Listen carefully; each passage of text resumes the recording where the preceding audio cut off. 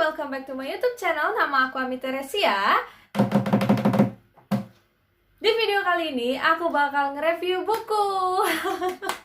It's been a while, I know it's been a while, maybe like months, mungkin berbulan-bulan aku udah nggak nge-review buku di YouTube ini lagi. Because something is up karena masalah ini dan juga kesibukan ini. Belum lagi aku baru sembuh dari sakit sekarang. So I will review a book again and hopefully I will do it more oftenly. Anyway, buku yang akan aku review adalah Jeng jeng jeng, Rencana Besar dari Sugaeda. Oke, let's be honest here. Sebenarnya aku udah dapat buku ini lama dari penulisnya, Sugaeda sendiri, sudah beberapa bulan yang lalu. Dan Sugaeda itu dengan besar hati memberikan karyanya sekali lagi sama aku. Kalau kalian sudah pernah nonton videoku yang sebelumnya, aku sudah pernah nge-review buku Sugaeda yang berjudul Efek Jerah. Makanya waktu Sugaeda menawarkan lagi untuk mengirimkan karyanya lagi, I'm like, oh no, I can't thank you enough, karena karyanya itu bagus banget dan aku suka. Apalagi kan aku pencinta thriller, apalagi thriller action kayak gitu yang banyak misterinya, itu aku suka banget. Jadi makanya aku berterima kasih banget waktu Sugaeda memberikan bukunya. Dan waktu itu aku berjanji untuk nge-review bukunya, but something came up and it's been delayed so long, dan akhirnya baru kesampaian untuk nge-review. I'm really sorry, maafkan aku Sugaeda, dan I will review it now, I will make it up to you. Dan ini sebenarnya udah aku baca juga mungkin sekitar 2 bulan lalu. So let's get into it.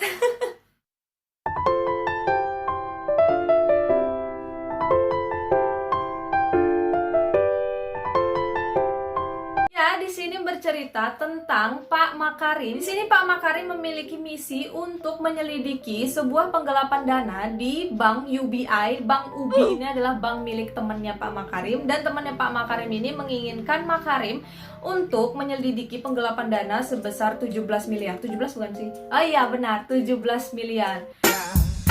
Tapi uniknya di cerita ini adalah si temennya Pak Makarim ini, Pak Agung ini, sudah memberikan 3 nama ya. Dan itulah tugas Pak Makarim, yaitu menyelidiki 3 orang ini dan menemukan siapa pelaku sebenarnya dalam penggelapan dana ini. Dan selama penyelidikannya Pak Makarim ini, kalian akan dibawa ke aksi-aksi, bukan aksi sih, lebih kayak semacam investigasi-investigasi yang menurutku itu bikin aku penasaran, bikin aku nggak bisa berhenti baca. Dan semakin seiring berjalannya waktu, kita akan tahu penyebab kenapa 3 orang ini menjadi tersangka dan siapa 3 orang ini. Tapi seiring dengan berjalannya waktu, kalian akan dikenalkan dengan 3 pelaku ini. Itu yang membuat buku ini unik. Maksudnya kayak kita diperkenalkan sama villain dalam buku ini. I mean like, what? Apalagi novel investigasi itu kan memang diperuntukkan untuk kita kayak semacam penasaran sama pelakunya, penasaran siapa yang telah melakukan ini. Dan seiring berjalannya waktu Pak Makarim mencoba menginvestigasi masalah ini, ternyata masalah ini gak cuma sekedar menggelapkan dana 17 miliar. Ternyata ada rencana besar. Rencana besar apa itu? Kalian harus baca. Kalian harus baca untuk tahu apa rencana besar itu.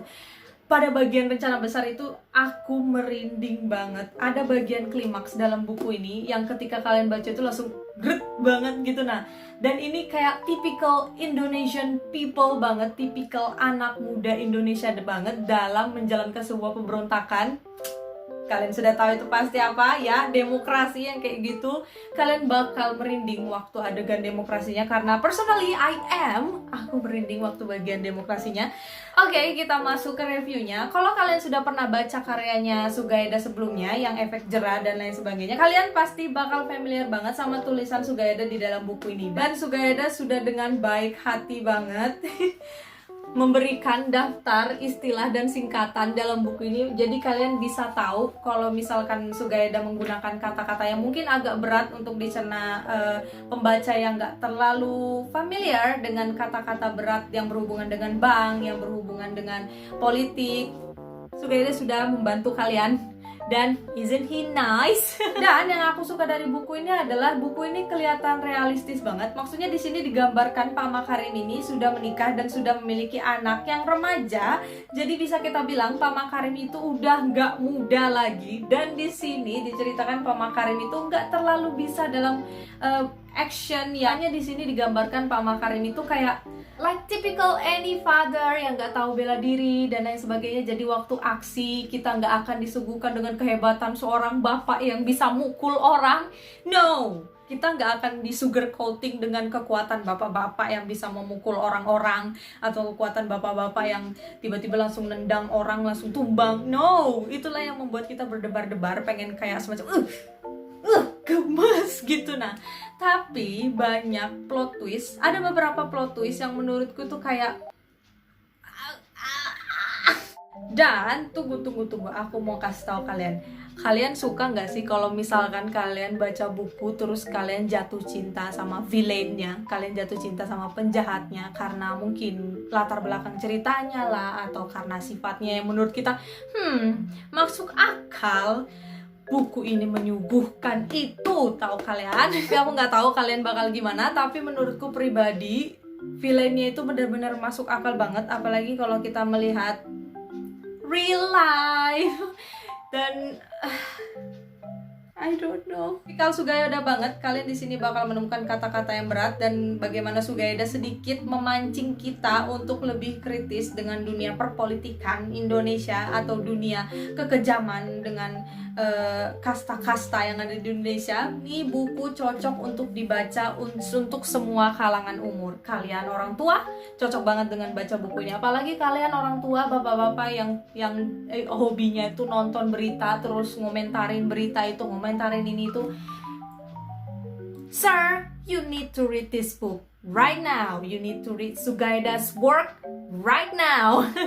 You are a typical of person. Kalian tipe mahasiswa yang kritis, kalian tipe mahasiswa yang mengomentari apapun berita yang keluar, dan kalian kritis untuk membuat artikel tentang pemerintahan, bla bla bla dan sebagainya. Dude, have this book.